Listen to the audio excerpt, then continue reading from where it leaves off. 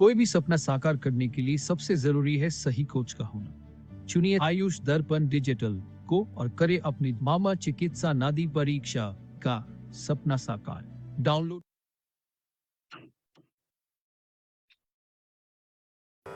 नमामि धन्वन्तरिमादिदेवं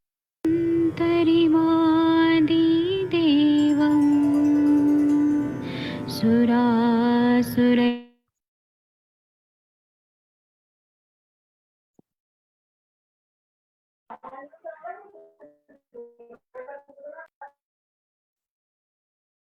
तरिमादिदेवं सुरासुरै वन्दितपादपद्मम् लोके जरामृत्युनाशं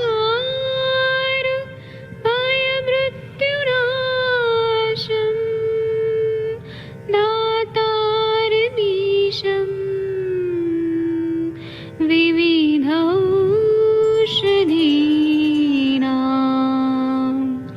शङ्खं चक्रं जलौकां दधतं मृतघटं चारुतोर्भिश्चतुर्भिः सूक्ष्मस्वच्छादिरुद्यं शुकपरिविलसन् मौलिमं भोजनेत्रं कालाम्बोदोज्ज्वलाङ्गं कटितटविलसत् चारुपीताम्बराढ्यं वन्दे धन्वन्तरिन्तं निखिलगदमिव प्रौढदावाग्निनीलम्।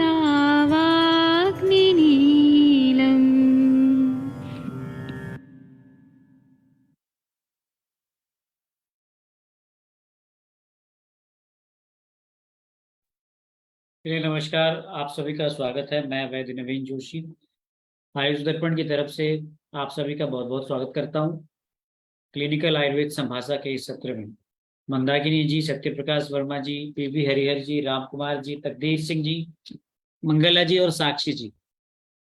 जैसा कि संभाषा में हम लोग केस प्रेजेंटेशन की बात करते हैं और प्रतिदिन एक नए केसेस को डिस्कस करें, ये हमारा प्रयास रहना चाहिए और इसको हम आगे बढ़ाते हैं।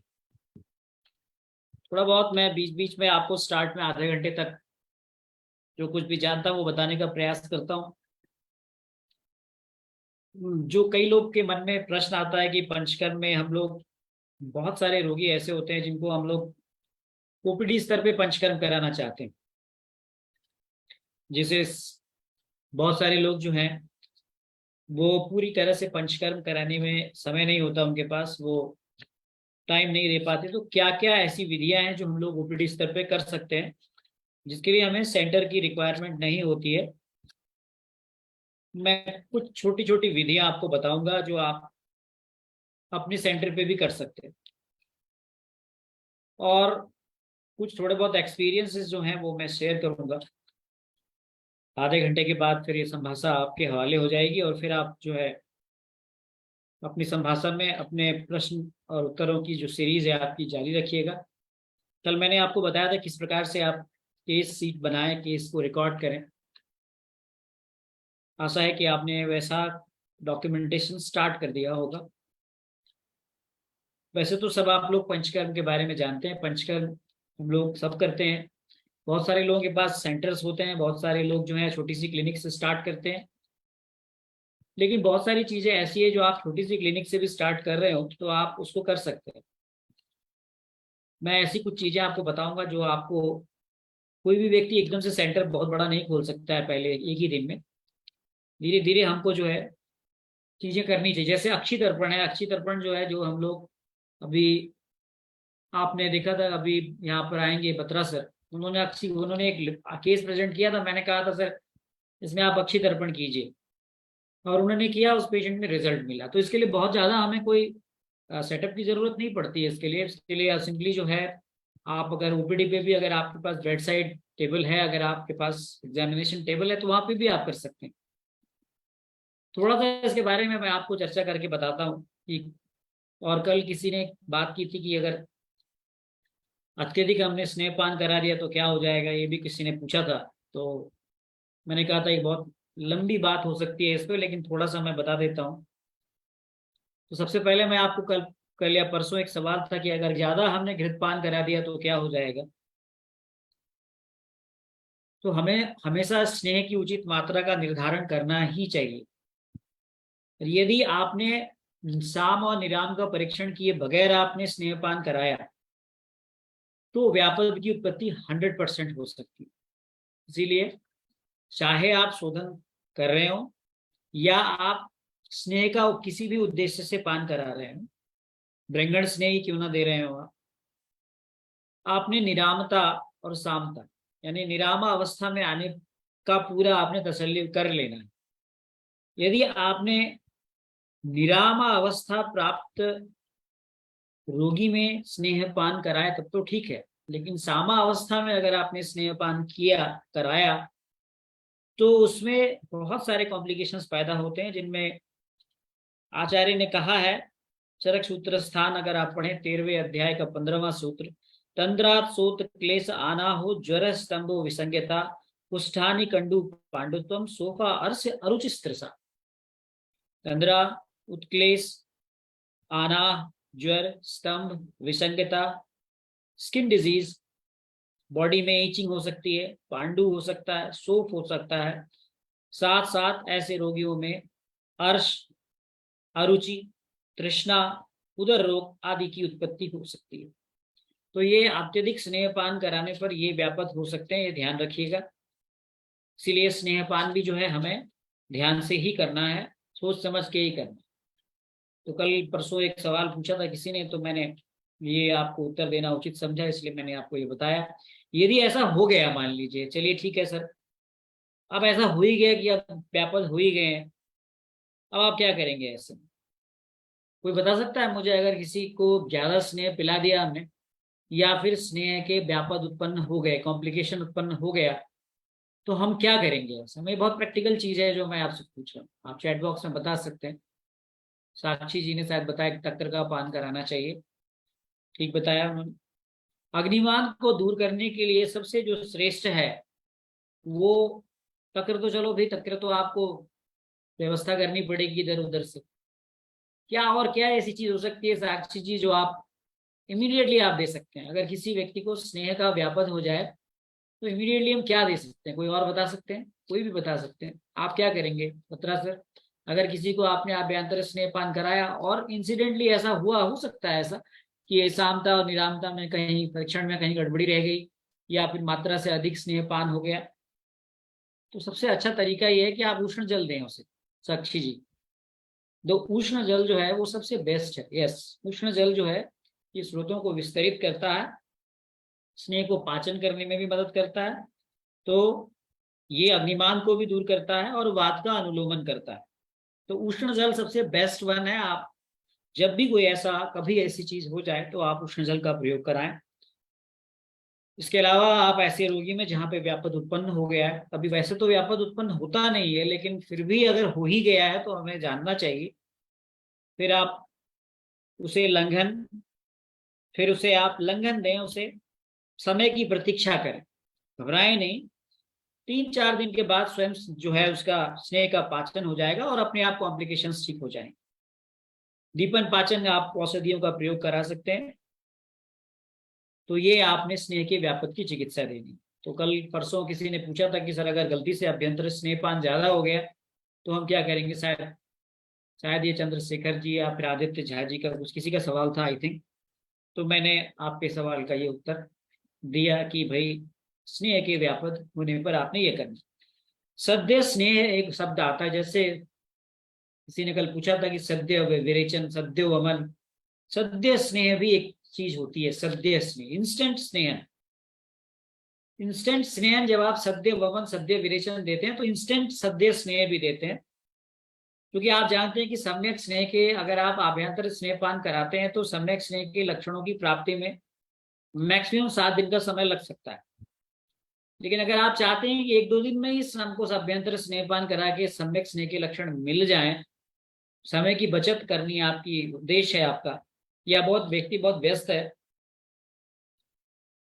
तो वहां पर एक पांच प्रसृति की पेय का उल्लेख आया है, जिसमें घृत तेल वसा मज्जा, इन सबको घृत तेल वसा मज्जा 20-20 ml ले लें आप, और इसमें चावल इससे 8 गुना जो है, यानी कि लगभग इतना ही बराबर सम मात्रा में, अगर आपने चारों स्नेह 80 ml लिया है तो लगभग इतने ही मात्रा में आपने जो है चावल लें और इससे पकाएं इसको, और जो पेय बनी है उस पेय को पिला दें। इसको पंच प्रास्तुति की पेय कहा गया। ठीक है जी आदित्य झा साहब, तो ये आप करा सकते हैं। दूसरा, स्नेह और तिल के साथ में को मिला करके, तिल तेल को मिला करके खिचड़ी खिला सकते हैं आप। दही की मलाई और गुड़ का प्रयोग कर सकते हैं, यह भी इमीडिएटली इंस्टेंट स्नेह देता है। और कहते हैं किसी भी स्नेह में सैंधव लवण मिला के आप दे देंगे तो आपको इमीडिएटली सद्य स्नेह के लक्षण मिल जाते हैं। तो कुछ चीजें जो है आप ऐसा कर सकते हैं, यदि आप किसी को सद्य बमन और सद्य विरेचन देना चाह रहे हैं तो आप ये आप कर सकते हैं। इससे आपको इंस्टेंट जो है वो स्नेह के रिजल्ट मिलेंगे। पत्रा सर आपने वो बताया नहीं उस पेशेंट का जिसका आपने अक्षी तर्पण किया था, कोई आपके केस है तो आप डिस्कस कर सकते हैं। ये मैंने आपको जो है स्नेह की व्यापक में क्या करेंगे आप, स्नेह के लिए, इंस्टेंट स्नेह के लिए क्या आप करेंगे, ये मैंने 2 चीजें आपको बताई जो पिछले आपने सेशन में आपने डिस्कस की थी।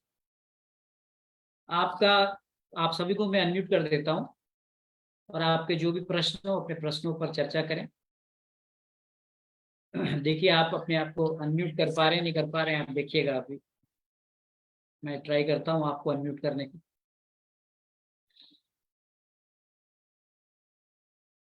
आप लोग अनम्यूट कर पा रहे हैं अपने आप को, देखिए तो। नहीं कर पा रहे हैं शायद।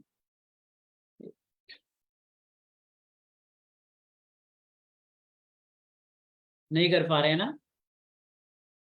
चलिए मैं देखता हूं उसमें, मैं आपको अनम्यूट कर देता हूं। अब देखिए आप सब अनम्यूट कर पा रहे हैं अपने आप को, ट्राई कर लीजिए। जी सर।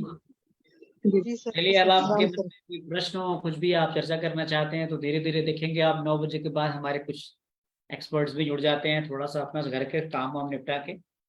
मैडम मंजना है वो भी आ जाती है, तो तब तक आपके कुछ और प्रश्न हो तो आप अपने आपस में चर्चा कर सकते हैं। फिर अनम्यूट हो गया। अच्छा जी मैं देखता हूँ। आस्क ऑल, एक minute, allow participant to unmute themselves. अब देखिए तो आप अनम्यूट कर पा रहे हैं, देखिए कर पा रहे हैं। जी सर। जी सर। जी सर। जी सर हो गया। तो यहाँ पे आप सबका स्वागत है बहुत बहुत। चलिए सब तो यहाँ काफी लोग आ गए, तो कुछ आपको चर्चा करनी हो तो आप कर सकते हैं जी। अच्छा कुछ मैं आपको 1-2 कुछ चीजें हैं जो हम लोग करते हैं, जो थोड़ा बहुत जनरली, वो भी किसी ने गृहस्थी के बारे में बात की थी। गृहस्थी में हम क्या चिकित्सा देंगे, शायद कल या परसों में बात हुई थी। तो गृहस्थी कोई मैंने बताया था कि जब भी हम किसी भी व्याधि का केस टेकिंग करें, तो मैंने कल आपको एक तरीका बताया था जो सब आप लोग फॉलो करते ही करते हैं। तो जहाँ चिकित्सा सिद्धांत आती है वहाँ आचार्य चरक ने हर व्याधि का अपना एक चिकित्सा सिद्धांत बताया है।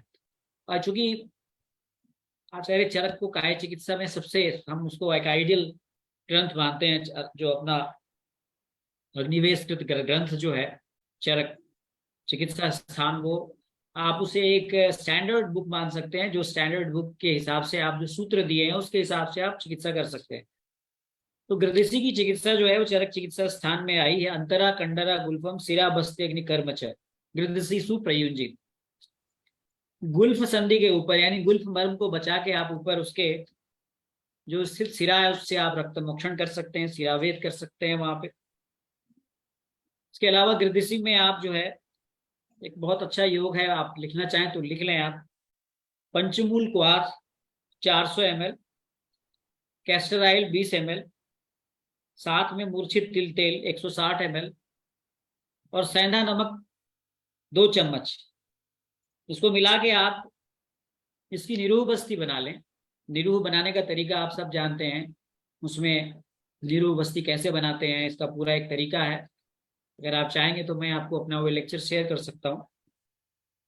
साथ में आप इसमें महानारायण तेल की जो है वो मात्रा बस्ती एकांतर क्रम से दें, क्योंकि नीरू बस्ती को आप लगातार नहीं दे सकते, रुक्षता बढ़ाता है। तो आप इस प्रकार से ये पंचमूल क्वाथ की बस्ती जो है, जो एरंड तेल और मूर्छित तेल के साथ मिला के सैंधव जिसमें 10 ग्राम हमने बनाया मिलाया, नीरू बस्ती बनाया और महानारायण तेल से ऑल्टरनेट किया। एक तो तरीका ये है। दूसरा तरीका, आप एरंड मूल क्वाथ ले सकते हैं 200 ml, एरंड तेल 20 ml, सेंधा नमक 10 ग्राम, शहद 20 ग्राम, इसकी नीरू बस्ती बना के फिर आप एकांतर क्रम में आप महानारायण तेल की मात्रा बस्ती से ऑल्टरनेट कर सकते हैं। ये दूसरा आप तरीका है, इसको भी आप कर सकते हैं।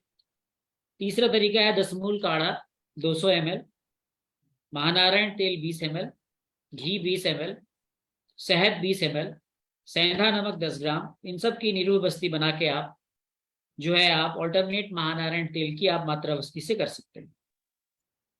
तो ये कुछ गृहदेशी, और गृहदेशी में मर्म चिकित्सा बहुत अच्छा काम करती है। गृहदेशी में आप लोअर एक्सट्रीमिटी के साथ में मर्म करें, क्षिप्र मर्म, गुल्फ मर्म, जानू मर्म और बैक के मर्म, नितम, कुकुंदर और कटिक तरम, तो बहुत लाभ मिलता है। चलिए आज के लिए इतना ही। मैंने आपको जो भी मुझे लगा बताया। अब आपके कोई प्रश्न हो तो आप कीजिए और आपने चर्चा कर सकते हैं। पत्रा सर, आप कुछ बताइए। सर हेलो, जगदीश सिंह का सवाल आया, सर कुछ लोगों को जब हम नस्य देते हैं तो उनके गले में आता है, ब्रेन में जाता नहीं महसूस होता है। नासा ही सिरसो द्वारा, जगदीश सिंह जी, जब आप नस्य देते हैं, नस्य देने का एक प्रॉपर पोजीशन होता है। प्रॉपर पोजीशनिंग करके आप नस्य देंगे तो वो सिर चूंकि जब हम नासिका से देते हैं तो नासिका से होते हुए वो हमारी श्रृंगाटक के एरिया में पहुंचता है और श्रृंगाटक से होता हुआ वो साइनसेस से लेकर के वो गले में भी जाता है और वो ब्रेन तक पहुंचता है। पूरे सिर नस्य कर्म को सिरोविरेचन भी कहते हैं, यानी पूरे सिर प्रदेश का अर्थ ग्रीवा से ऊपर का पूरा जो एरिया है वो सिर में आता है, इसीलिए ये सभी जगह पहुंचता है। सर प्लीज एक बार नीरू के द्रव्य रिपीट कर दीजिए। बिल्कुल, पहले मंदाकिनी जी का सवाल ले लेते हैं।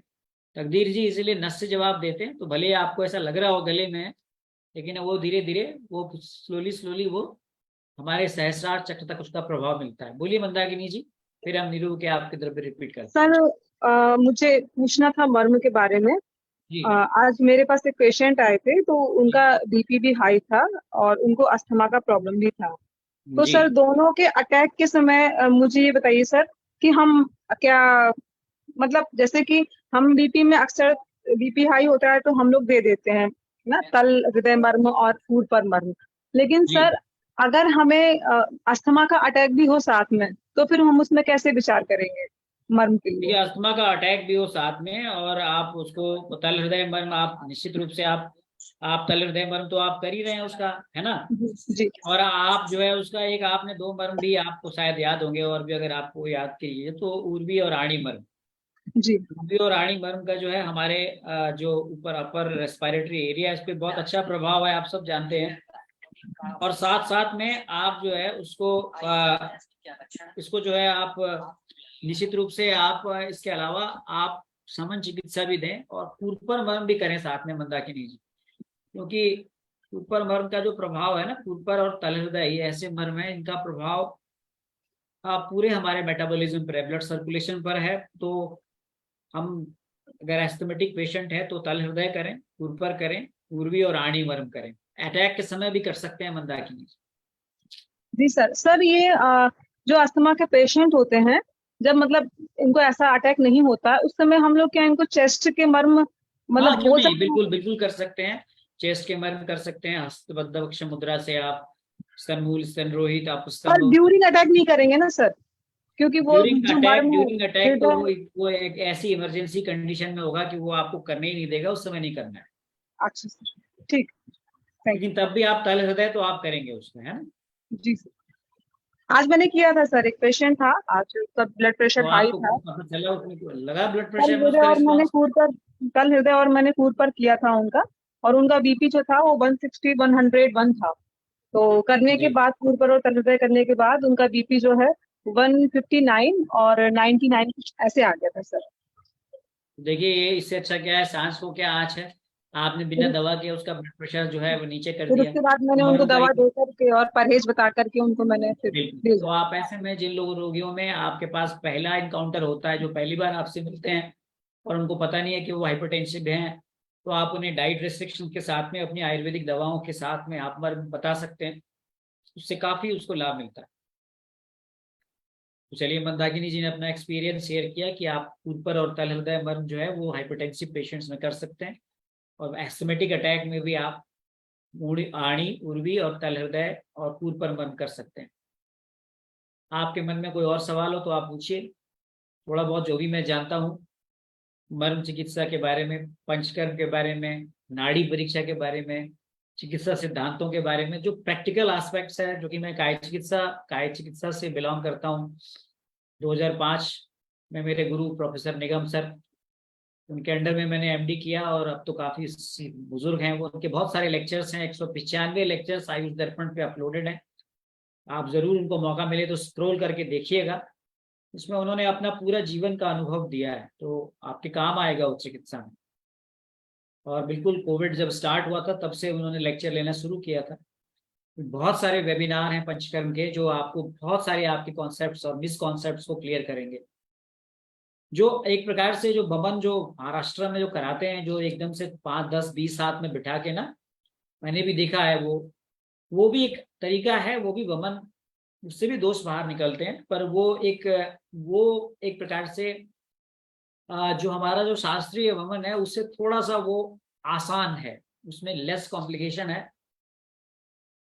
लेकिन जो हमारा जो वमन की प्रक्रिया जो शास्त्रीय है, उसको करने के लिए आपको एक ही मरीज में पूरा ध्यान देना पड़ता है। मेरे पास कई सारे ऐसे जो डॉक्टर्स थे जिन्होंने किया, और शुरुआत में थोड़े बहुत कॉम्प्लिकेशंस भी आए उनके, तो ध्यान नहीं देने पे कहीं कुछ चीजें, कहीं अटेंडेंट के पार्ट से कमी हो जाना, कहीं पर अभ्यंतर स्नेहपान में कमी हो जाना, ये सब चीजें कहीं ना कहीं कुछ ना कुछ कमी हो जाने की वजह से थोड़े बहुत व्यापद आते हैं। लेकिन जब आप बार बार प्रैक्टिस करते हैं तो आपका जो है प्रैक्टिस वो काफी अच्छा हो जाता है। यहाँ पे शायद अभी मेरे को भूल गया था, मैं वो नीरू के द्रव्य पूछ रही थी मैडम, मैं शायद बता रहा था और वो एकदम से दिमाग में निकल गया, तो आप लिख लीजिए। नीरू में आप फिर से मैं रिपीट कर देता हूँ, जो हम शायद ग्रदिशी के बारे में कह रहे थे, सियाटिका के बारे में। ये सारे योग टेस्टेड हैं, प्रैक्टिकली प्रयोग किए गए हैं, इसलिए ये 100% सेफ है और रिजल्ट ओरिएंटेड है। पंचमूल का काढ़ा 400 ml लीजिए, अरंड का तेल 20 ml, मूर्छित तिल तेल 160 ml, सेंधा नमक 10 ग्राम, नोट कर लीजिए आप। पंचमूल क्वाथ 400 ml, एरंड तेल 20 ml, मूर्छित तिल तेल 160 ml, सेंधा नमक 10 ग्राम। इसकी आपने नीरू बस्ती बनानी है, ठीक है। ये सवाल शायद वर्षा जी का था, वर्षा जी। और आपने जब भी आप नीरू देंगे तो अल्टरनेट मात्रावस्थी से महानारायण तेल की मात्रावस्थी से अल्टरनेट करें। एक तो ये था योग। दूसरा योग लिख लीजिए, एरंडमूल क्वाथ 200 ml, इसमें एरंड तेल मिलाइए 20 ml, सेंधा नमक 10 ग्राम और शहद 20 ग्राम। शहद जो है वो सेंधा नमक से दुगनी मात्रा में, इसकी नीरू बस्ती बनाइए। और फिर ऑल्टरनेट आप महानारायण तेल से आप कर सकते हैं मात्रा बस्ती से, या जिसे आप थोड़ी सी मात्रा आप अधिक रखेंगे तो उसे आप निवासन का भी नाम दे सकते हैं। नीरू बस्ती और आस्थापन बस्ती में अंतर पता है ना आपको सबको, जो उन्होंने पंचकर्म पढ़ा है वो सब जानते होंगे। कई बार लोग नीरू और आस्थापन को एक ही समझ लेते हैं। नीरू और आस्थापन बस्ती में भी अंतर है ना झा साहब, आदित्य जी। नीरू और आस्थापन बस्ती का अंतर तो पता ही होगा। दोनों ही क्वाथ प्रधान बस्ती है, लेकिन दोनों के फार्माकोलॉजिकल एक्शन में डिफरेंस है। एक व्यय का स्थापन करती है, एक दोषों का निराकरण करती है, दोनों में अंतर है, ये ध्यान रखिएगा। तीसरा योग मैंने बताया तो दशमूल काढ़ा 200 ml बना लीजिए, नारायण तेल जो है 20 ml, घृत 20 ml और शहद 20 ml, और सेंधा नमक 1 चम्मच या 2 चम्मच ले लीजिए। इस प्रकार से आप नीरू बस्ती बना सकते हैं। तो वर्षा जी ये मैंने रिपीट कर दिया, आई थिंक आपने नोट डाउन कर लिया होगा। इसमें हरश्रृंगार के 10 पत्ते 4 कप पानी में आप लेकर के उसको 1 कप शेष रहने पर खाली पेट दीजिए। ये बहुत अच्छा है। हर श्रृंगार का पत्ता, नोट कर लीजिए, इसको मिल जाता है ये। 10 पत्ते ले लीजिए, 4 कप पानी में उसको बॉईल कीजिए और 1 कप जब बच जाए तो उसे सुबह शाम दीजिए। बहुत ही अच्छा योग है, गृहस्थी में बहुत अच्छा काम करता है। इस पे हमारे पिछले लेक्चर्स में चर्चा हो चुकी है, तो ये हमने आपको बताया। चलिए, अब आपकी तरफ से कोई सवाल है तो पूछिए और आपस में चर्चा कीजिए। आप लोग अनम्यूट कर पा रहे होंगे शायद, देखिए फिर से तो नहीं हो गया म्यूट। सत्यायन जी, आवाज आ रही है? नहीं सर, हो रहा है अनम्यूट। जी, तो आपके मन में कोई और सवाल हो तो आप पूछिए, या आप अपने केसेस, अपनी जो भी आपने ठीक किया हो, या जो आपने आज रोगी आए हो, जो आपका कोई नया एक्सपीरियंस हो, कोई भी शेयर कर सकता है। एवरीबॉडी, हमने खाली ज्ञान लेना ही नहीं है, ज्ञान देना भी है दूसरों को। जी जी सर, इसकी रिकॉर्डिंग शेयर हो जाए सर, आज के लेक्चर की सारे रिकॉर्डिंग। रिकॉर्डिंग से आपको चिंता ना करें। आप अगर व्हाट्सएप ग्रुप में जुड़े हुए हैं ना, तो वहाँ पे एक बहुत ही, मतलब आपको आश्चर्य लगेगा। मैं तारीफ नहीं करता उनकी, लेकिन वो डॉक्टर नहीं है, वो स्वप्निल, वो आपको सारा जितने भी ये लेक्चर्स हैं वो सारे यूट्यूब पे डालते हैं, और एक एक लिंक आपको अब देखिएगा। जैसे आपने व्हाट्सएप में मैसेज किया नहीं कि मुझे इस समाजा का रिकॉर्डिंग चाहिए, फट से आपको लिंक मिल जाएगी। तो सब रिकॉर्डेड है ऑलरेडी, सब रिकॉर्डेड, आपको सब रिकॉर्डिंग्स मिलेगी इसकी। तो और कोई सवाल हो आपके तो आप जरूर चर्चा कीजिए। और शशि तिवारी जी, प्रणाम सर। वर्षा जी, बताइए। हाँ सर, जो ये दशमूल काढ़े वाली बस्ती है, उसमें नारायण तेल 20 ml मिलाना है, घृत 20 ml जी, और शहद भी 20 ml। जी तो सेंधा नमक, इसको किस सेंधा नमक भी, 10 ग्राम सेंधा नमक 10 ग्राम। जी। तो सर इसको किसके साथ ऑल्टरनेट करके देंगे? जैसे इसको पहले महानारायण दोनों को महानारायण तेल की मात्रा बस्ती दीजिए। अच्छा जी सर। क्योंकि ये निरू है ना, तो ये जी, लगातार देंगे तो रुक्षता करेगी। जी, ऑल्टरनेट करके दीजिए आप, है ना? जी। Thank you sir. और कुछ पूछना हो तो पूछिए। हमारे यहाँ पे बहुत सारे एक्सपर्ट लोग आए हैं। बहुत अच्छा यहाँ पे केस चेकिंग होता है। यहाँ पे बहुत अच्छा, अगर कोई आपके पेशेंट हो तो आप लेके आ सकते हैं, और केस चेकिंग भी हो सकता है यहाँ पे। यहाँ पे काफी अच्छे वैद्य लोग हैं। एक केस शीट भी बनी हुई है, हमारे व्हाट्सएप ग्रुप में मिल जाएगी आपको। तो केस टेकिंग बहुत जरूरी है, और केस डिस्कशन बहुत जरूरी है। जो हमारा ये संवाद का जो मूल उद्देश्य है वो यही है कि हम केस टेकिंग करें। जैसे लास्ट सेशन में मैंने आपको एक खालित्य के रोगी का एक थोड़ा सा केस टेकिंग बताया था, किस प्रकार से आपको करना चाहिए। तो इसी प्रकार से आपके पास कैसे भी रोगी आए, आप जो है पहले उसको थोड़ा सा बेसिक चीजें जो है आपने उसकी केस टेकिंग जरूर करनी चाहिए। नाड़ी परीक्षा जरूर करें। मैं बार बार आपको इस बात पर जोर देता हूँ। हमारे वैद्य लोगों में थोड़ी सी टेंडेंसी कम रहती है कि वो ज़्यादातर एलोपैथिक हिसाब से डायग्नोसिस करते हैं। हमारी अपनी आयुर्वेद की डायग्नोसिस होनी चाहिए, और जो आयुर्वेद की डायग्नोस्टिक टूल्स हैं उसका जरूर इस्तेमाल करना चाहिए। चलिए, सविता जी भी आ गई हैं, साक्षी जी, राम कुमार जी, हरीश बत्रा जी, वर्षा जी, सत्य प्रकाश जी, मंगला जी, तकदीर जी आपने पूछा था कि जब हम नश्य देते हैं तो गले में चला जाता है। थोड़ा सा गर्दन को टिल्ट करिएगा ठीक से ना, तो गले में नहीं, सिर में भी जाएगा वो। और एकदम सीधे सिर पे तो नहीं जाता है, वो जाता है अपना प्रभाव उसका जो है, क्योंकि सिर जो होता है वो ऊपर वाले ने ना बैरियर बनाया हुआ है। सिर में डायरेक्ट कोई भी चीज नहीं जाती है, फिजिकल बैरियर तो है ही मर्मों के रूप में, साथ साथ में ऊपर वाले ने वहां पे ब्लड ब्रेन बैरियर भी बनाया, तो डायरेक्ट सिर पे कोई भी चीज नहीं जाती, लेकिन उसका प्रभाव अप्रत्यक्ष रूप से हमारे सिर तक पहुंचता है। सरूष्ण जल को लेने का तरीका क्या है? एकदम बॉइल्ड वाटर को चाय जैसे सिप करते हुए लेंगे, नहीं, सुखोष्ण। उष्ण का अर्थ है सुखोष्ण, ध्यान रखिएगा।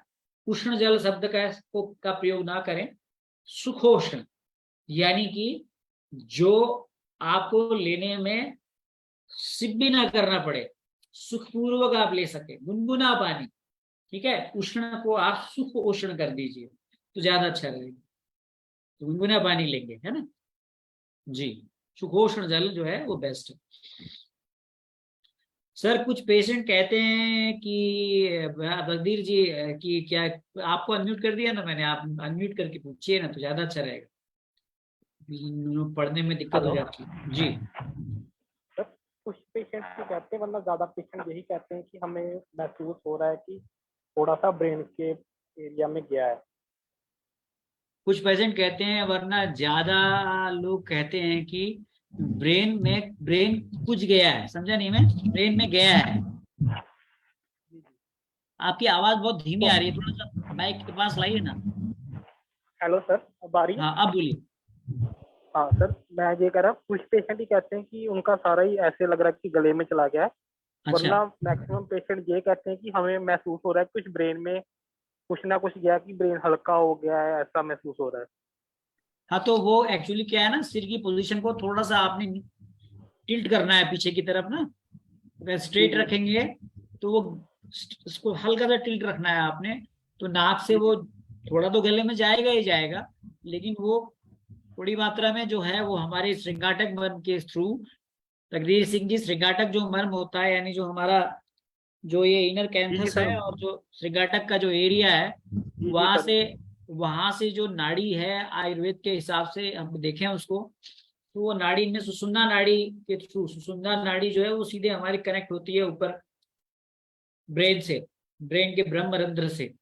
तो सुषुम्ना नाड़ी पर उसका प्रभाव पड़ता है और उससे ये पूरा का पूरा हमारे ब्रेन पर इसका प्रभाव पड़ता है। लेकिन सीधे तौर पे आपको फ्रेंकली बताऊं तो जो भी चीज आप नाक में डालते हैं वो सीधे ब्रेन में नहीं जाती है, क्योंकि एक बैरियर होता है प्रोटेक्ट करने के लिए। क्योंकि कभी कभी आप तो ऐसा हो सकता है कि भाई आपने बहुत तीक्ष्ण चीज दे दी या कोई ऐसी इन्फेक्शियस एजेंट चला गया, तो उसको प्रोटेक्शन करने के लिए ऊपर वाले ने ब्लड ब्रेन बैरियर भी बनाया है। तो ब्लड ब्रेन बैरियर को हर चीज, हर केमिकल क्रॉस, बहुत कुछ केमिकल्स हैं जो क्रॉस कर पाते हैं, लेकिन ओवरऑल जो नाड़ियों से जो प्रभाव है वो पूरे हमारे शिरो व स्रोतस में, मनो व स्रोतस में इसका प्रभाव पड़ता है। जी मंगला जी। हाँ सर, मैं इसमें एक ऐड करना चाहती हूँ। जी। मुंह खोल के देना चाहिए सर नस्य। हाँ बिल्कुल सही कह रहे हैं। हाँ सर। इंस्पिरेशन जो है वो मुंह थोड़ा सा हल्का सा खुला रखें, तरीका ये है, दे सकते हैं आप इस प्रकार से। तो तकदीर जी इस प्रकार से आप दीजिए। और नस्य में लोग जो है, नस्य में जो तेल है उसकी क्वालिटी बहुत अच्छी होनी चाहिए। तो चीर वाला तेल जो वैद्य जी द्वारा प्रोवाइड कराया गया था वो बहुत ही अच्छा क्वालिटी का है, क्वालिटी से कॉम्प्रोमाइज ना हो, क्योंकि आप कोई भी चीज अगर इतनी सेंसिटिव पार्ट में डाल रहे हैं तो वो अच्छे से जाना चाहिए। मैडम जी का बहुत बहुत स्वागत है। देखिए मैडम जी की बहुत लंबी उम्र है, अंजना मैडम आ गई, तो आप सभी उनका स्वागत कीजिए। और देखिए हमारे अब जाने का समय हो गया है। जो एफएम होता है ना रेडियो स्टेशन पे, वहाँ एक जो है वो आते हैं जॉकी और दूसरे पे चले जाते हैं, तो मैं अब जाता हूँ। नमस्कार मैडम सर, का नमस्कार बहुत बहुत नमस्कार। स्वागत है। तो अब ये क्या है कि यहाँ से अब आपको मैडम जो है, आपको यहाँ से जो है आपके प्रश्नों का उत्तर देंगे। मैडम जी को सब प्रणाम कर रहे हैं। मैडम जी को मैं नमस्कार होस्ट बना देता सभी हूँ और बाकी को को होस्ट बना देता हूँ। ये लीजिए मंगला जी, आप भी को होस्ट हैं। मंदाकिनी जी आप भी को होस्ट हैं। और शशि तिवारी जी भी को होस्ट हैं। और मैडम जो है वो होस्ट हैं। अगर मैडम को कोई तकलीफ होगी तो आप लोग होस्ट बन के सेशन बंद कर दीजिए। नमस्ते सर। नमस्ते। अब मेरे को विदा दीजिए। अब अंजना मैडम से सर आप सर एक मिनट सर, एक मिनट। सर मैंने व्हाट्सएप ग्रुप में एक फोटो डाला हुआ है। आज एक मेरे पास पेशेंट आया हुआ था जी। उसके हेड पे ये लगभग 10-15 दिनों से ये वाट्स हो रहे हैं। तो आप एक काम करिए ना, इसको शेयर कीजिए ना। इसको शेयर कर पाएंगे आप में? शेयर स्क्रीन का ऑप्शन है आपके पास? नहीं कर पाएंगे? शेयर वाला चलिए तो वो नहीं आ रहा। व्हाट्सएप ग्रुप में देख करके जी जी जो है उस पे आपको ये आदित्य झा जी ने कुछ शेयर तो किया है, दिख रहा है। अच्छा ये कुछ दिख रहा है। अच्छा अच्छा अच्छा, ये मैं शेयर कर देता हूँ, एक मिनट है। जी। फिर इस पे आप लोग चर्चा कर सकते हैं। मैं शेयर करता हूँ, मैडम बताएंगे इस पे क्या करना है। ये मैं शेयर करने का प्रयास कर रहा हूँ। वैसे तो व्हाट्सएप ग्रुप में पड़ा हुआ है, पर बाकी लोग भी जो यहाँ पे फेसबुक वगैरह से देखते हैं वो भी थोड़ा सा, उनके लिए भी एक अच्छा हो जाएगा।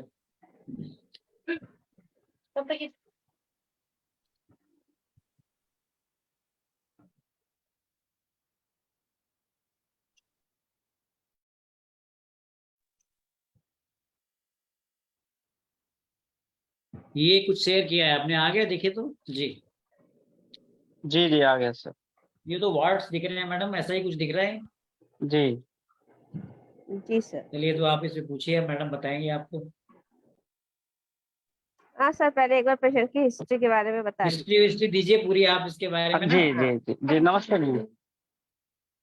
नमस्कार, हिस्ट्री बता दीजिए। मैम ये आज पेशेंट मेरे पास आया था, 24 ईयर ओल्ड है। और इसकी जो प्रकृति है वो है वात कफा, नहीं पित्त कफा जी। अच्छा। हाँ, और एक्चुअली इसका खाना पीना थोड़ा बाहर वाला ज्यादा रहता है और नॉन वेज को ज्यादा पसंद करता है। अच्छा। हाँ, और मोशन भी मतलब बद्धकोष्ठता है, प्रॉपर ठीक नहीं होता। और जी। मल भी थोड़ा आमज है, आम लिया हुआ है। अच्छा। और इसका सोना, अग्नि खाना, भी दिनचर्या, अग्नि भी। जी मैम। दिनचर्या कैसी है सर? दिनचर्या मैम एक्चुअली थोड़ा सा इसका बिजनेस का काम है, तो ये इसको थोड़ा घूमने वाला इस तरह का काम है। कैसे और घूमता है? बाहर का दो पहिए पे ज्यादा घूमता है? दो हाँ हाँ पहिए? हाँ मैम। जी जी जी मैम। ये इसको पहले भी कभी हुआ है कि पहली बार हुआ है? नहीं नहीं मैम, पहली बार हुआ है इसको, लगभग 15 दिन से है। और पहले बता रहा था पीछे बैक साइड में था, एक दो था, तो धीमे धीमे 15 दिनों में काफी बढ़ गया है। अच्छा, कितना होगा ये लगभग?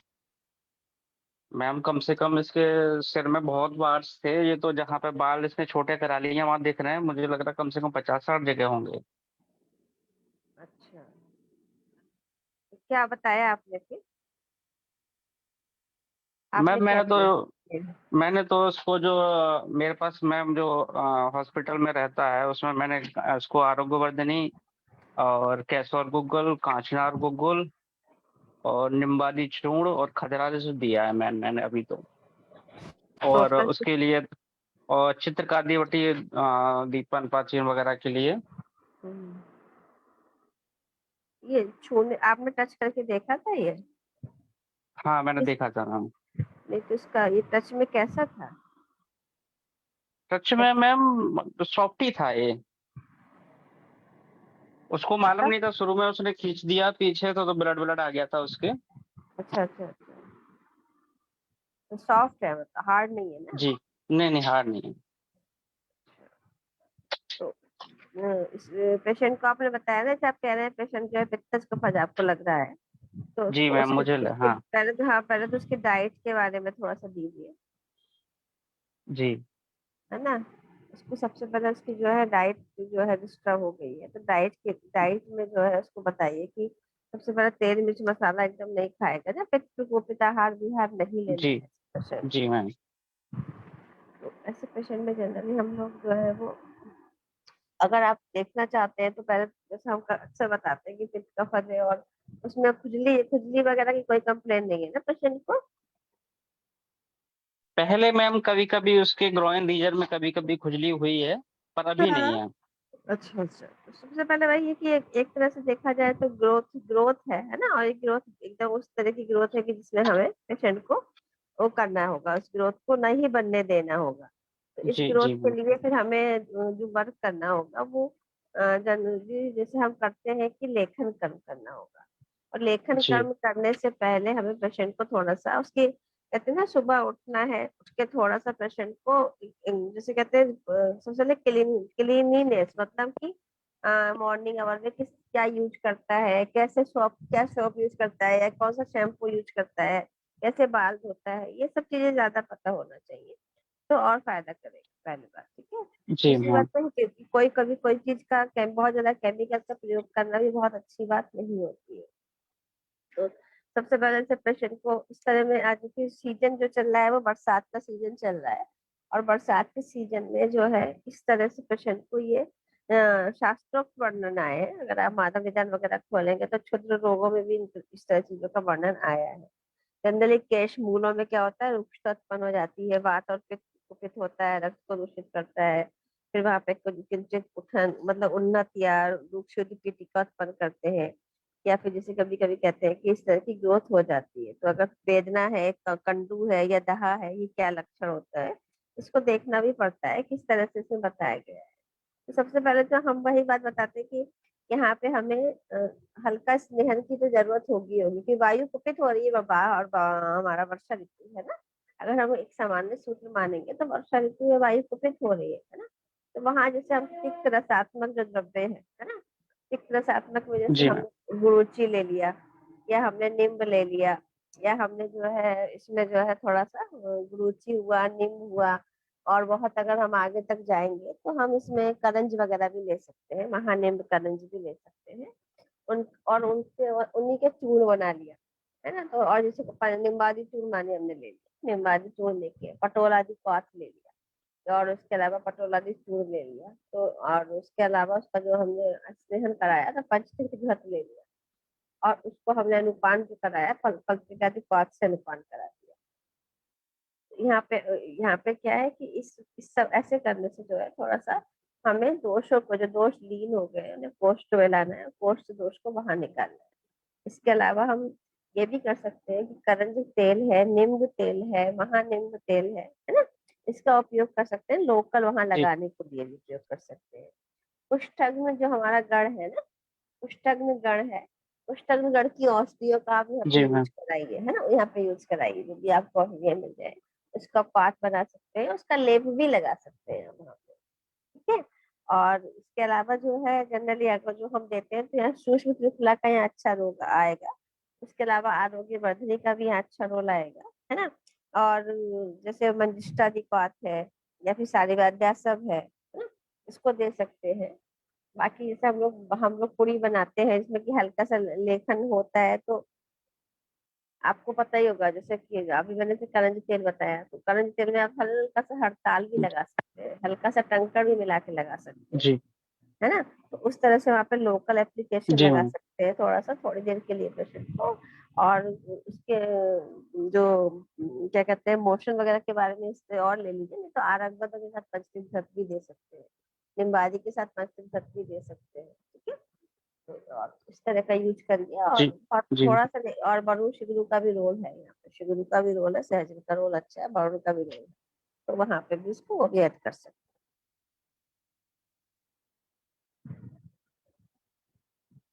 कोई और भी बता सकता है? सूक्ष्म त्रिफला आप इनको दीजिए डाइट में, मतलब जो है सूक्ष्म त्रिफला का अच्छा रोल आएगा, रस पाचक औषधियों का भी यहाँ पे रोल आएगा।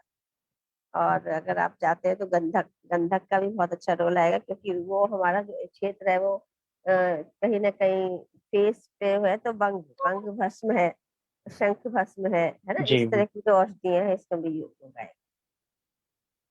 ठीक है मैम।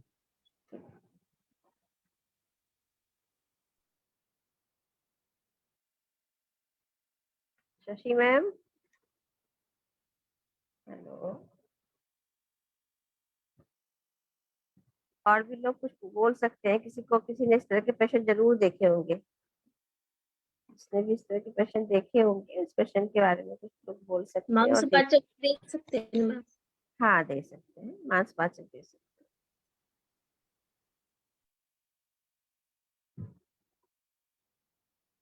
हैं। और पूछ रही थी शशि मैम आपसे, इसमें आप बताइए आपकी राय क्या है?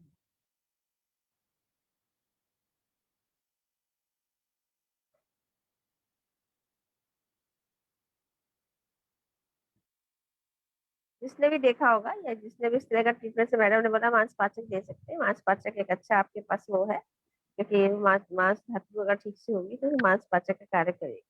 तो अगर आप चाहेंगे तो मांसपाचक इसमें कर सकते हैं, लेकिन मुझे जहाँ तक लगता है कि ये सारे पेशेंट जैसे कमल कंटक जैसे दिखने वाले है ना, व्रत है, मंडलाकार है, पांडुगढ़ के है, तो ये हमारे यहाँ जो ये आया है, इस तरह की जो चिकित्सा आई है या इस तरह के जो रोग आए हैं ना, पद्मनी कंटक करके नाम आया है ना, और इसके जी अलावा जो मैम। जी मैम। है ना, याद आ रहा है ना, उस तरह के उससे जी इसका मिल रहा है।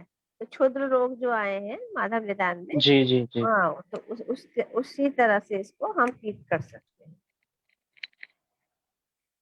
ट्रीटमेंट भी दिया है लोगों ने, अगर देखेंगे तो और कई जगह ट्रीटमेंट दिया है। सर इसमें सर्जिकल प्रोसेस भी कर सकते हैं, पहले वो निकाल देते हैं बड़ा, और उसके बाद क्षार तेल लगाते हैं हाँ या तो कर क्षार सकते लगाते हैं? कर सकते हैं।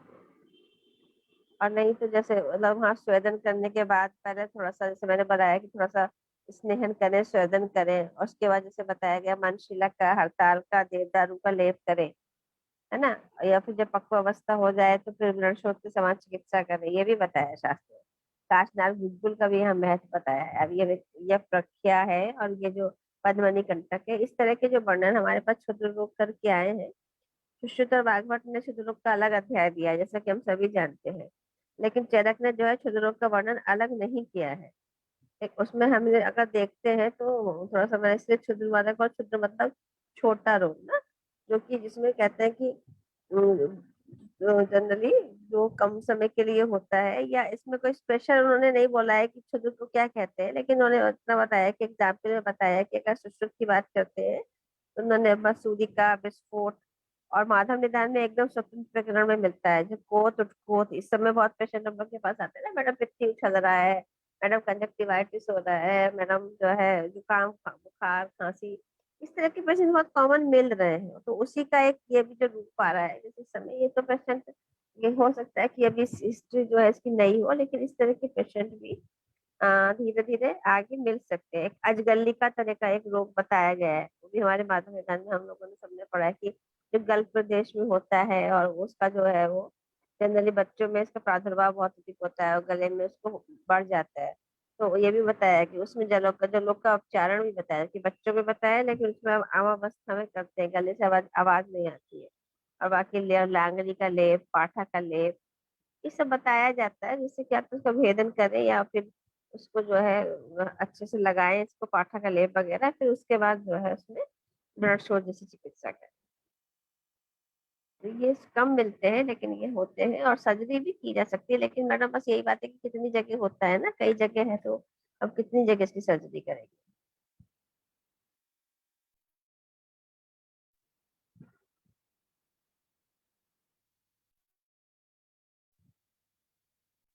मैम एक बात पूछनी थी, ये जो वार्ड्स है, तो स्नूही चीर भी तो ऐसे छार की तरह यूज होता है, अगर उसको हम लगा के देखें तो क्या वो रिस्पॉन्स करेगा उसमें? करने को तो मैडम कर सकता है, क्योंकि तीक्ष्ण चीजें ही लगानी पड़ेंगी रूट पे ना, है ना। जी। लेकिन देख, अगर आप इसको ठीक से देखिए तो मुझे लगता है जैसे कि ये हेयर रूट पे भी है ना इनका। इसके अलावा जैसे ये कहीं गर्दन वगैरह पे तो नहीं दिखा पा रहे हैं, है ना।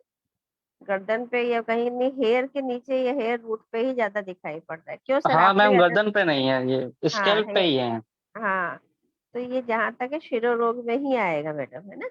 तो शिरो रोग में आएगा, और ये जो हेयर फॉलिकल होता है, मे बी कि ये इंद्रलुप्त, खालित्य, पालित्य, जो हम लोग बाद में बात करते हैं, उसका भी एक कॉज बने, मे बी, है ना।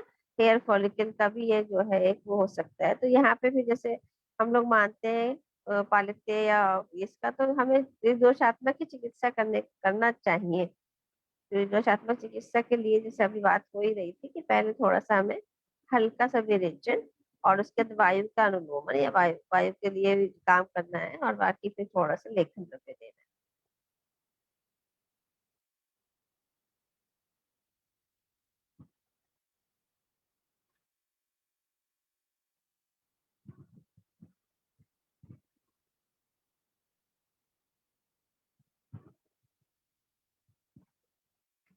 ठीक है आदित्य सर, इतना करिए।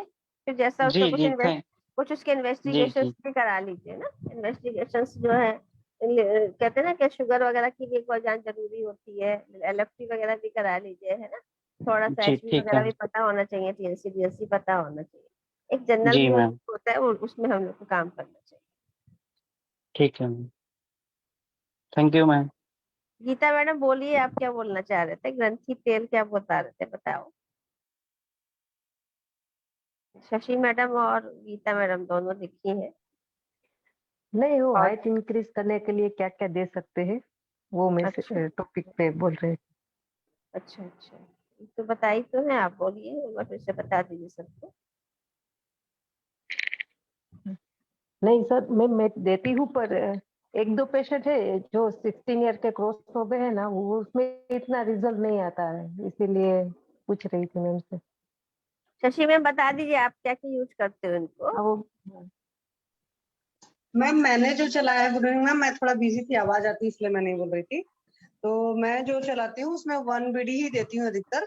अगर लगता है कि ज्यादा है तो आप 2 बीडी भी दे सकते हैं, बट स्टार्ट करना चाहिए 1 बीडी से। तो सूर्य नमस्कार कराना, तारासन कराना। और एक क्वेश्चन पहले भी आया था, तो उस वक्त भी मैंने बोला था कि लीवर वगैरह के फंक्शन जरूर देखने हैं। बच्चे को कब्ज वगैरह की परेशानी तो नहीं है, उसका पाचन उचन कैसा है वो देखना होता है। अगर बच्चा देर रात सोता है और सुबह जल्दी उठ जाता है, जैसे मेरे पास एक पेशेंट था तो उसके साथ यही प्रॉब्लम थी। 3-4 बजे सुबह उठ जाता था, बट रात में 11-12 बजे सोता था, क्योंकि गुरुद्वारे जाना होता था। तो मैंने बोला बेटा जल्दी सोना है, क्योंकि अगर नींद अच्छी पूरी नहीं होती तो भी हाइट इंक्रीज नहीं होती है। और कुछ बच्चे मतलब बहुत सारा टेंशन उन्शन लेकर रखे रहते हैं, तो वो सब सारे बहुत सारे हेतु देखना होता है। सिर्फ ऊपर से हम कहते हैं कि सारी चीजें ठीक है और हाइट नहीं बढ़ रही, और फैमिली हिस्ट्री भी देखना पड़ता है। अगर पेरेंट्स की हाइट अच्छी होगी तो भी होगा। अब कई बार मान लीजिए पूरी फैमिली हिस्ट्री में ही हाइट अच्छी नहीं है तो भी प्रॉब्लम आता है। हालांकि स्ट्रेचिंग एक्सरसाइजेज जो होती है उनसे फर्क पड़ता है, ताड़ासन से फर्क पड़ता है, सूर्य नमस्कार से पड़ता है। और अगर स्विमिंग करते हैं तो स्विमिंग से भी 1 ईयर के अंदर 2 से 2.5 इंच एटलीस्ट हाइट बढ़ती है। और खान पान में अच्छी चीजें खाएं, बच्चा है तो जंक फूड वगैरह ज्यादा खाता होगा, वो सब बहुत सारी चीजें करेंगे तब जाकर के असर आता है। और वॉक करें, सूरज की धूप लगे, सारी चीजें हैं। जी मैम। हाँ मैम, वो स्ट्रेस भी है, वो सारे 11-12 वाले हैं, साइंस वाले स्टूडेंट, तो स्ट्रेस भी हो, जागना उठना वो सब है उसमें। और रात को 11 बजे सोते हैं और 5:30 बजे तो उठ ही जाते हैं, वो सब में वो सब है। दोपहर को नींद नहीं करते, तो जंक फूड फास्ट फूड नहीं है, वो सब ऐसे है कि उसको मेमोरी के लिए भी मेडिसिन दे रखे हैं। तो फिर वो परहेज तो पूरे पूरे रखते हैं, कोई उसका घर में ही फास्ट फूड नहीं आता है, वो सब तो है फैमिली रिलेशन वाले ये सब। पर वो नीट जी की प्रिपरेशन करते हैं ना, तो थोड़ा स्ट्रेस तो होगा। हाँ तो मैम बच्चे को बुलाकर आप बैठाकर बात करो। कई बार होता है कि बाहर से पता चला, जैसा मेरा भी था ना, तो मुझे लगा कि क्योंकि सात्विक डाइट भी थी, उन लोग की सारी चीजें थी, तो जब मैंने बैठाया तो मैंने पहला ही पूछा बेटा कितने बजे सोते हो, कितने बजे उठते हो। फिर पढ़ने में वो अच्छा नहीं था, तो जब पढ़ने में भी अच्छे नहीं हो तो ऑब्वियसली बात है थोड़ा सा स्ट्रेस होगा। हालांकि मैंने चलाया था उसको लीवर का के हिसाब से चलाया था मैंने। मुझे अभी याद नहीं कि आरोग्यवर्धन शायद तो नहीं दिया था, फल्त्रिकादि दिया रखा और गंध तेल दिया था। और काफी मतलब 2-3 महीने में अच्छी हाइट उसकी इंक्रीज हो गई थी। और उसको बताया था वो सारी चीजें फॉलो करने को। और थोड़ा सोम चैंटिंग वगैरह सारी चीजें जब कराते हैं तो आता है असर मैम, ऐसा नहीं है कि नहीं आएगा। क्योंकि गंध तेल का राजेश कोटेचा सर थे कि नहीं, राजेश कोटेचा नहीं, राजेश ठक्कर सर जो है आपके गुजरात के ही, उन्होंने बताया था। हाँ तो वो वरना तो अगर आप बुक में देखोगे तो बुक में रेफरेंसेस का भग्न वगैरह में है, फ्रैक्चर की प्रिस्क्राइब्ड मेडिसिन है। विटामिन डी क्योंकि अस्थियों पर बहुत बढ़िया काम करता है, तो मैं इसलिए हाइट बढ़ाने के लिए हमेशा गंध तेल के कैप्सूल्स यूज करना पसंद करती हूँ। कैप्सूल आते भी है मार्केट में, तो आप 1 बीडी चला लो, दूध के साथ देना। मोस्टली उसके साथ मैंने उसको अस्थि पोषक वगैरह भी दिया था।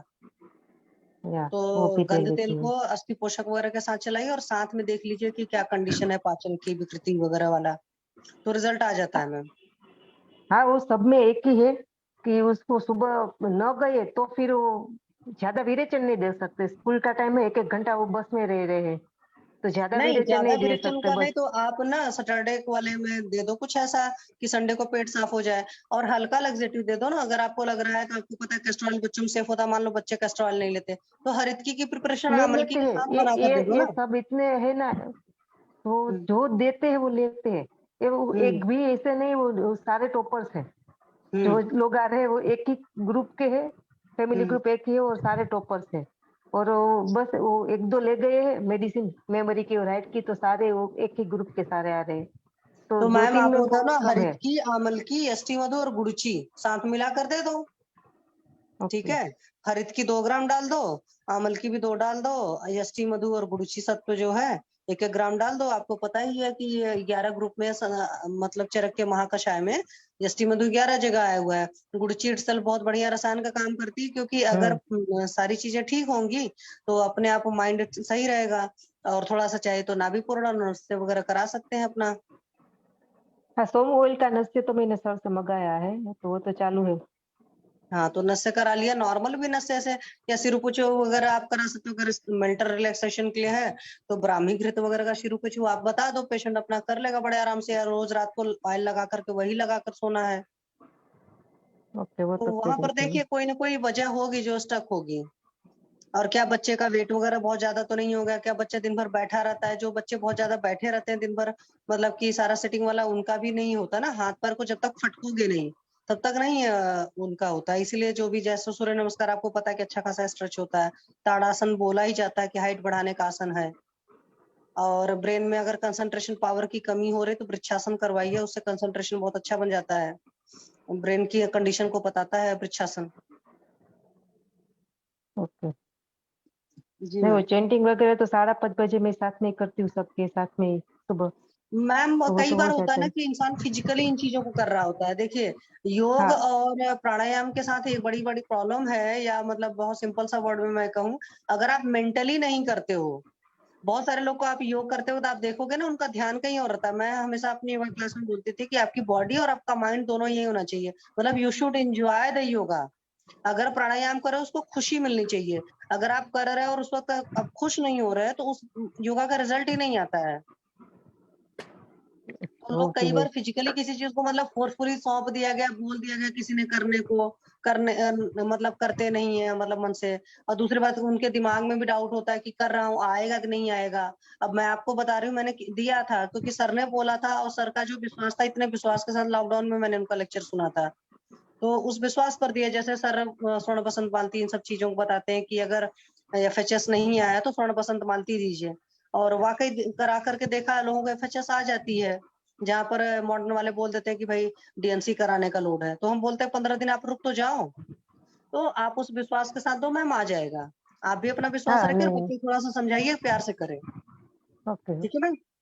Okay. Okay ma'am, thank you ma'am.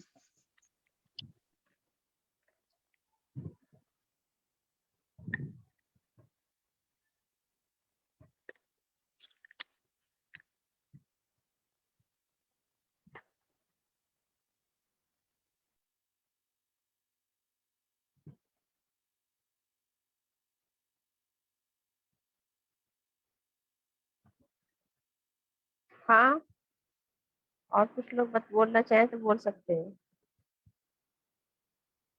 आज किसी की कोई क्वेरी प्रणाम नहीं मैम। है? हाँ बोलिए मैम।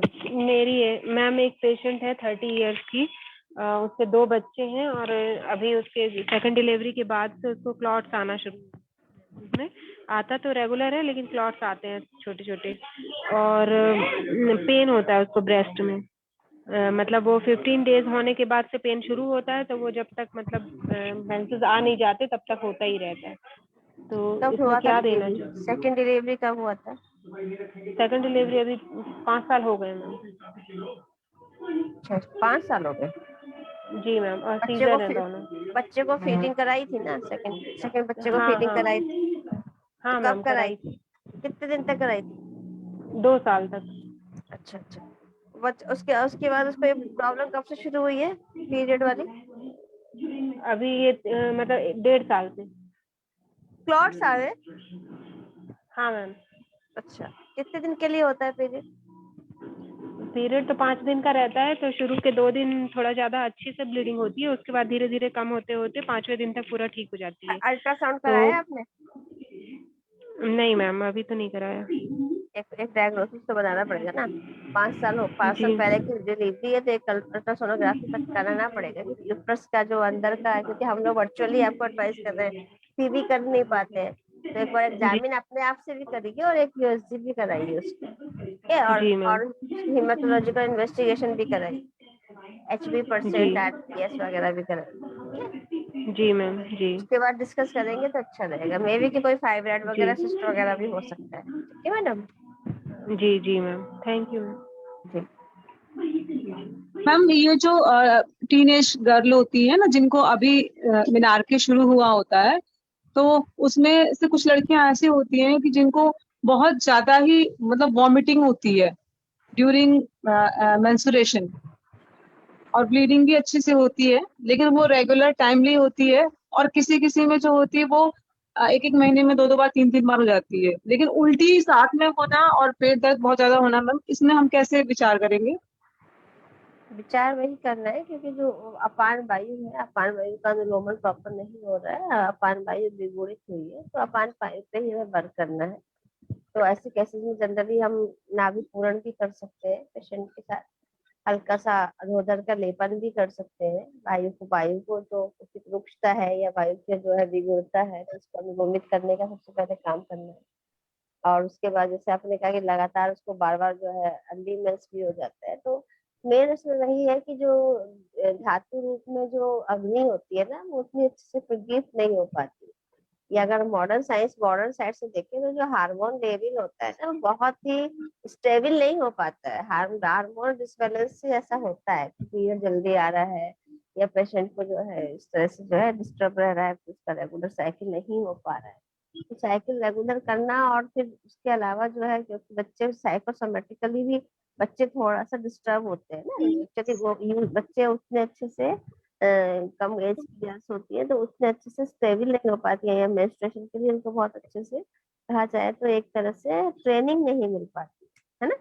तो यहाँ पे थोड़ा सा मानसिक रूप से भी हमें देखना है, तो हम शिरो पिचू का भी यूज कर सकते हैं। या जैसे पेशेंट को मानिए पीरियड शुरू हुआ और उसके बाद वो आपके पास आ रही है, तो उसको हम नस्य चिकित्सा भी दे सकते हैं, तो पंचतीर्थ दे सकते हैं, या नस्य के रूप में भी दे सकते हैं।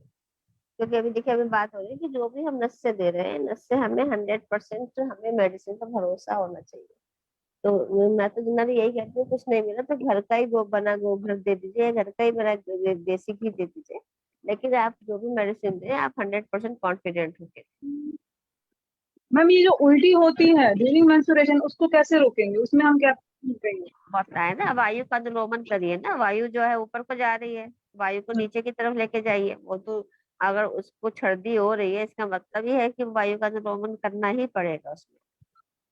तो वायु का अनुलोमन आप नस्य से भी करिए, आप जो है माइल्ड अनुलोमन जिसे कहते हैं, विरेचन औषधियां दीजिए, आरग्य दीजिए, दाढ़ी मास्टर दीजिए, विपत्तिकर दीजिए, अभियारिष्ट दीजिए, कुमारी आसन दीजिए, हरित चूर्ण दीजिए, आरोग्य वर्धनी बटी दीजिए। रक्षादी का भी काम अच्छा आता है इस पे। ये मैम हम मेंस्ट्रुएशन, ऐसे कि बच्चियां तो आती हैं मतलब मेंस्ट्रुएशन होने के बाद में, तो उनको हम जब से शुरू करें और उसके बाद फिर जब उनको मेंस्ट्रुएशन आए तो फिर हम उस समय वॉच करें कि ऐसा हो रहा है कि नहीं हो रहा है ना, ऐसे ही आप कह रहे हैं। हाँ समय लगेगा उसको, उसका कोर्स होता है ना अकॉर्डिंगली, जो है जिसकी जितनी बात कुपित होती है, 3 महीना 6 महीना, इसमें कुछ समय लगता है, लेकिन आप उसको पूरा वे ऑफ कहते हैं ना, जैसे लिविंग वे ऑफ जो है उसका लिविंग मीन्स होता है लाइफ स्टाइल डिसऑर्डर है एक तरह से, तो उसके पूरा आपको चेंज लाना है, मेडिटेशन कराना, उसको उसका जंक फूड छुड़ाना, उसको थोड़ा सा सूर्य नमस्कार कराना, उसको थोड़ा सा जो है इस पे अपने घर वाली डाइट पे लाना, सूप पिलवाना, नस्य करवाना। तो एक नॉर्मल हमारा दिनचर्या और उसकी बात आती है, उस पर आप लेके आइए पेशेंट को, धीरे धीरे रिजल्ट अपने आप आने लगेंगे।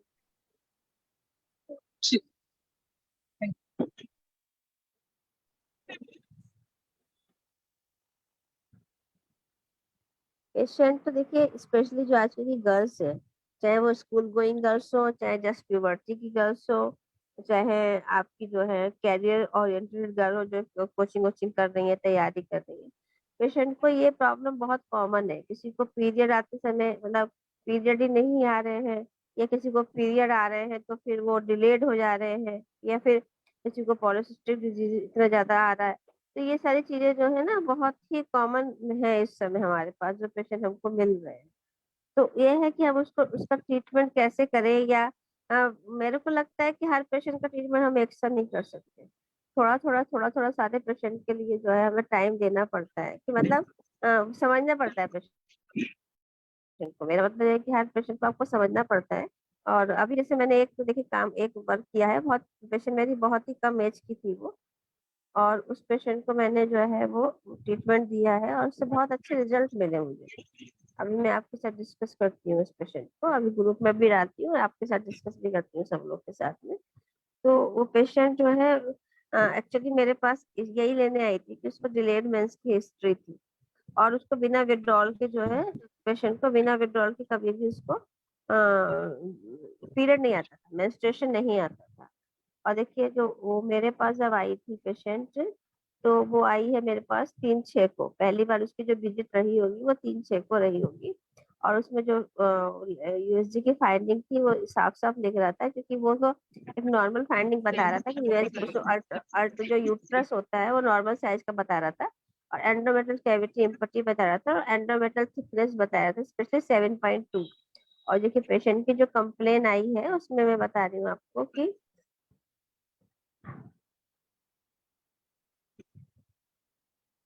डिलेड मेंस करके वो मेरे पास आई थी पेशेंट। और उसके बाद देखिए ये मैंने जो उसको ट्रीटमेंट शुरू किया था, ट्रीटमेंट स्टार्ट किया था मैंने उसका 3/6 को, और फिर वो जो अगली रिपोर्ट कराई थी मैंने उसके 26/7 को। तो देखिए उसकी जो एंडोमेट्रियल थिकनेस हो गई वो 11 मिलीमीटर हो गई, है ना। और 11 मिलीमीटर होने के बाद पेशेंट का जो पीरियड भी जो है उसका आ गया। तो यही सब होता है। क्या ट्रीटमेंट चला ये मैंने इसमें पूरा आपके साथ फाइल में लगाया है, वैसे मैं आप लोग को ओरली भी बता देती हूँ। तो ये सब चीजें जरूरी नहीं है, वैसे की हिस्ट्री लिखी गई है उसकी पेशेंट की। वो पेशेंट जो है वो उसका वेट 65 kg था और उसका जो BMI था वो 25.3 था। अनमैरिड लड़की थी, मीनार की एज उसकी 13 साल की थी। BP वगैरह उसका नॉर्मल था। और उसको जो पीरियड आया था वो देखिए फरवरी में आया था, उसके बाद फिर वो अप्रैल में आया था, उसके बाद उसको मई में आया था। और पीरियड उसको जब भी आता था वो विड्रॉल ब्लीडिंग से आता था। अगर विड्रॉल दवा नहीं खाई, हार्मोन नहीं लिया तो उसको पीरियड नहीं आता था। और उसका जो जनरली जब आता था तो ठीक आता था, लेकिन 1 से 3 महीने के बीच में ही आता था। और जो मैंने अल्ट्रासाउंड की रिपोर्ट आपको बताई वो मैंने अभी बताई थी कि उसकी एंडोमेट्रियल थिकनेस थोड़ी सी मुझे कम लगी थी। और मैंने शुगर की जो जांच कराई थी वो भी उसकी थोड़ी सी हायर साइड में थी।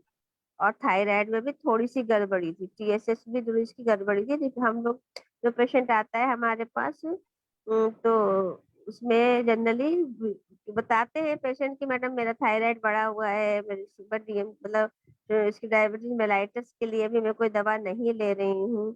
और लेकिन उसकी जो मैंने जांच कराई थी पोस्ट प्रेंडियल शुगर भी बहुत ज्यादा नहीं थी लेकिन बॉर्डर लाइन पे थी। ये सब रिपोर्ट्स मैंने लगाई और मैं जैसे मेडिसिन आप लोग को बताती हूँ, मैंने सिंपल मेडिसिन पे उसको रखा था। मैंने उसको पंचकोल चूर्ण दिया था और पंचतीर्थ घृत दिया था। और उसके अलावा पटोल इत्यादि क्वाथ और भूनिमादि क्वाथ मिला के उसका अनुपान कराया था। थोड़ा सा आरोग्य बधनी और कुबेराक्षादी बटेरी थी। और ये एक पुड़िया बनवाई थी त्रिभुवन कीर्ति संजीवनी शंख की। और साथ में गिलोय सत्व मिलाया था, कंकड़ भी मिलाया था, गैरिक मिलाया था और चंद्रप्रभा बट्टी मिलाई थी। पेशेंट ने लगातार ट्रीटमेंट लिया। फिर उसके बाद आज आई थी। उसकी जो हिस्ट्री थी वो वही थी एब्सेंस ऑफ मेंस की। लेकिन आज जो है 27 तारीख को जब पेशेंट ट्रीटमेंट फिर लेके गई मेरे पास, और ट्रीटमेंट जनरली वही चलाते हैं और मैंने इसमें बस्ती भी किया था। और आज की डेट में जो पेशेंट आई थी आखिर 27 के बाद आई है, 1/8 को आई है। और उसके बाद फिर ये पेशेंट आज आई थी। आज 4 तारीख को आई थी। तो पेशेंट को पीरियड आ गया। तो इस तरह से इसी मेडिसिन से, आयुर्वेदिक मेडिसिन से और बस्ती चिकित्सा से ये पेशेंट को आ गए थे। इसको थोड़ा सा वही हमने किया था, हमारा जो इसमें थोड़ा सा वो वाला ग्रुप एडमिट ले लगाएंगे कि उसमें हमने नस्से भी दिया था और मात्रा बस्ती भी दी थी। तो इस तरह से बहुत अच्छा रेस्पॉन्स आया। जो 7 उसकी थी, क्या कहना चाहिए, मैंने अभी आपसे डिस्कस किया कितना था 7, हाँ 7 मिलीमीटर से 11 मिलीमीटर तक लाने में, है ना। 7 मिलीमीटर से 11 मिलीमीटर लाने में हमको थोड़ा सा टाइम जरूर लगा, लेकिन पेशेंट को बहुत 3 बार उसका हमने कराया है। 6.3 मिलीमीटर भी 21/6 को आया है। और उसके बाद पेशेंट ने लगातार ट्रीटमेंट दिया। कुछ पेशेंट जो आती है पहले पुराना ट्रीटमेंट मतलब करा के आती है ना, भारती सराफ मैडम का नाम से चल रहा था ट्रीटमेंट उसका, लेकिन जब वो हमारे पास आई तो प्रॉपर ट्रीटमेंट दी और बिना किसी विड्रॉल ब्लीडिंग के उसको पीरियड आ गया। तो मैं यही बता रही थी कि जरूरी नहीं होता कि सारे पेशेंट में हमें एक सही कार्य करना पड़े। थोड़ा थोड़ा सब पेशेंट के अकॉर्डिंग उसकी प्रकृति, देश, काल, अग्नि, बल के आधार पे हम लोग करते हैं। तो थोड़ा थोड़ा उसमें हमें डिफरेंस मिलता है। ग्रुप में मैंने डाला है, आप लोग सब देख लीजिए। मैम बस्ती में हमने प्राइमरी मात्रा बस्ती दी थी ना? हाँ, मैं मात्रा बस्ती प्रेफर करती हूँ। Thank you. अब तो टाइम हो रहा है, 2 मिनट का समय है, अगर किसी को कुछ पूछना है तो पूछ सकता है।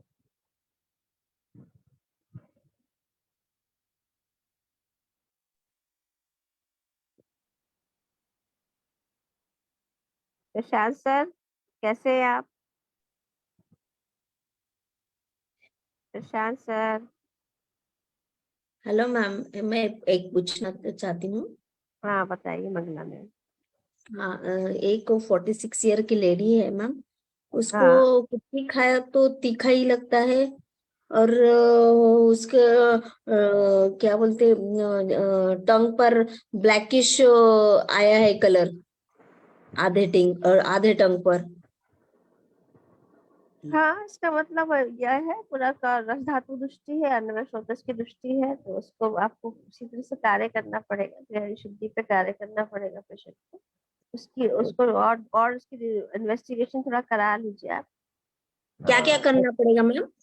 HbA1c करा लीजिए, LFT करा लीजिए, विडाल टेस्ट करा लीजिए, ओके और CBC आपके पास होना चाहिए, HB% TSC DSC ये सर होना चाहिए। Okay ma'am. ठीक है, हाँ, और पॉसिबल हो तो स्टूल का भी RM और CS करा लीजिए। क्या? स्टूल का RM और CS ओके ओके ओके इतना कराइए, फिर डिस्कस करते हैं। Okay ma'am, thank you. Time हो गया है ना?